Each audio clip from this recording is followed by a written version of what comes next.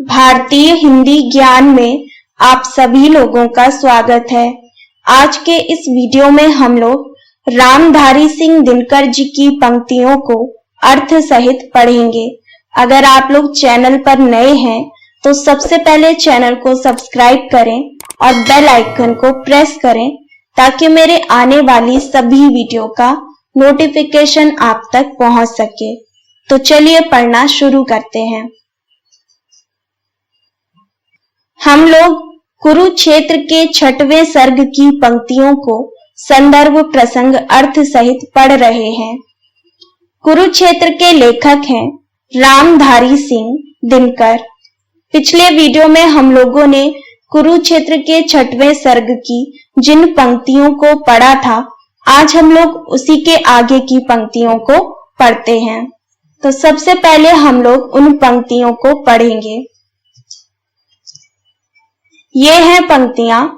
एक छोटी एक सीधी बात, विश्व में छाई हुई है वासना की रात।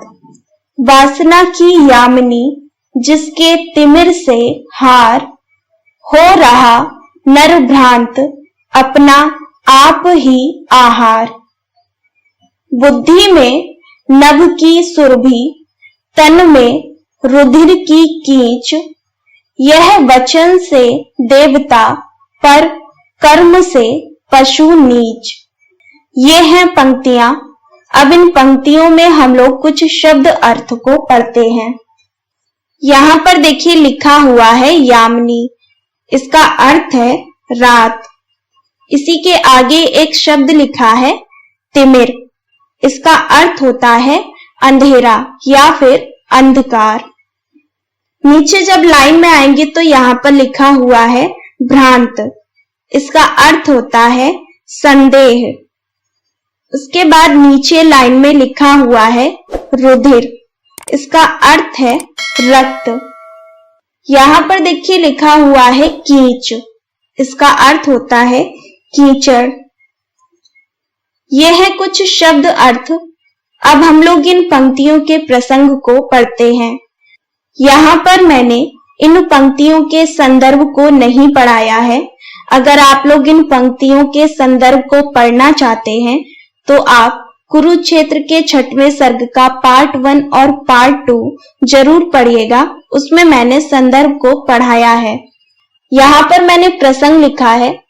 प्रसंग सभी पंक्तियों के हिसाब से बदलता जाएगा। तो अब हम लोग इन पंक्तियों के प्रसंग को पढ़ेंगे। प्रस्तुत पंक्तियों में रामधारी सिंह दिनकर जी मनुष्य पर व्यंग्य करते हुए कहते हैं कि जहां आज मनुष्य इस भौतिक खोजों में आगे बढ़ रहा है, वहां मानवता की एक छोटी सी बात को भी सुनने और समझने का उसके पास अवकाश नहीं है। यह है इन पंक्तियों का प्रसंग। अब हम लोग इन पंक्तियों के अर्थ को पढ़ते हैं।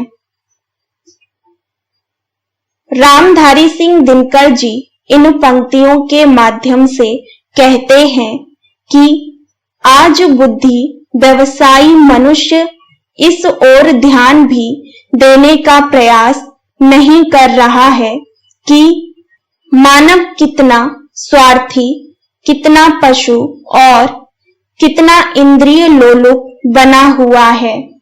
उसको वासना की रात्रि का अंधकार चारों ओर घेरे हुए है, जिसमें वह भ्रांत होकर अपना भक्षण स्वयं ही कर रहा है। दिनकर जी बताते हैं कि मनुष्य जहां बुद्धि के आकाश को नापने के लिए प्रयत्नशील है, वहीं दूसरी ओर मनुष्य का शरीर ईर्ष्या, द्वेष आदि के कीचड़ से युक्त हो रहा है। मनुष्य की वाणी और कर्मों में बिल्कुल असमानता है।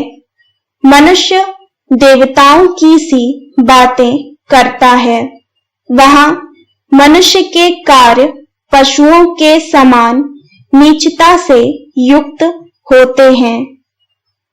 ये है इन पंक्तियों का अर्थ। अब हम लोग इन पंक्तियों के काव्य सौंदर्य को पढ़ते हैं।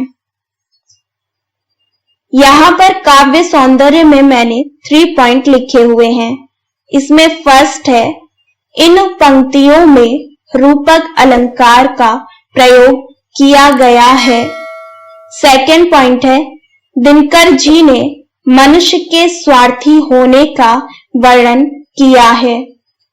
थर्ड पॉइंट है, इन पंक्तियों में मनुष्य की वाणी और कर्मों में असमानता को प्रकट किया गया है। अब हम लोग नेक्स्ट पंक्तियों को पढ़ते हैं। यह मनुज जिसका गगन में जा रहा है यान, कांपते जिसके करों को देख कर परमाणु, खोल कर अपना हृदय गिरी सिंधु भू आकाश, है सुना जिसका चुके निज गुहतम इतिहास, खुल गए पर्दे रहा अब क्या यहाँ अज्ञे, किंतु नर को चाहिए नित विघ्न कुछ दुर्जे, सोचने को और करने को नया संघर्ष, नव्य जय का क्षेत्र पाने को नया उत्कर्ष। अब हम लोग इन पंक्तियों में कुछ शब्द अर्थ को पढ़ते हैं। यहाँ पर देखिए दूसरी लाइन में लिखा हुआ है गगन, इसका अर्थ होता है आसमान। नीचे लाइन में देखिए लिखा हुआ है गिरी, इसका अर्थ होता है पहाड़। यहाँ पे लिखा हुआ है भू, इसका अर्थ होता है पृथ्वी। यहाँ पे देखिए लिखा हुआ है दुर्जेय, इसका अर्थ होता है परमेश्वर।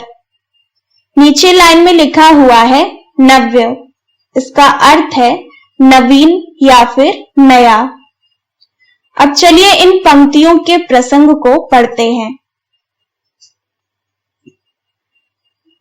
प्रस्तुत पंक्तियों में रामधारी सिंह दिनकर जी ने मानव के बुद्धि बल को प्रस्तुत किया है और मानव से प्रकृति की कोई भी चीज अज्ञात नहीं रही है एवं किस प्रकार से मानव अपनी खोज को जारी रख रहा है और नए नए आविष्कार कर रहा है। ये है इन पंक्तियों का प्रसंग। अब हम लोग इन पंक्तियों के अर्थ को पढ़ते हैं। रामधारी सिंह दिनकर जी कहते हैं कि आज वैज्ञानिक युग में मानव ने अपने बुद्धि बल से पृथ्वी, आकाश, पर्वत आदि सबका रहस्य जानकर उन्हें अपने वश में कर लिया है। दिनकर जी आगे बताते हैं कि इस सृष्टि की कोई भी वस्तु अब मानव के लिए अज्ञात नहीं रही है, लेकिन इतना सब होने के बाद भी मनुष्य के जीवन में शांति नहीं है। इस वजह से मनुष्य अब भी वह प्रकृति की चीजों को और अधिक जानने का प्रयत्न कर रहा है।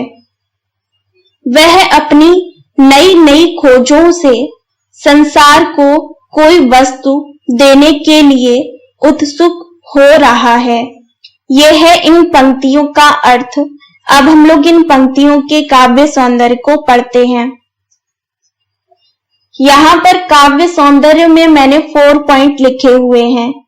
इसमें फर्स्ट है, इन पंक्तियों में मनुष्य ने किस प्रकार से पृथ्वी, आकाश और पर्वत को अपने वश में कर रखा, इसका चित्रण किया गया है। सेकंड पॉइंट है, इन पंक्तियों में प्रकृति का चित्रण किया गया है।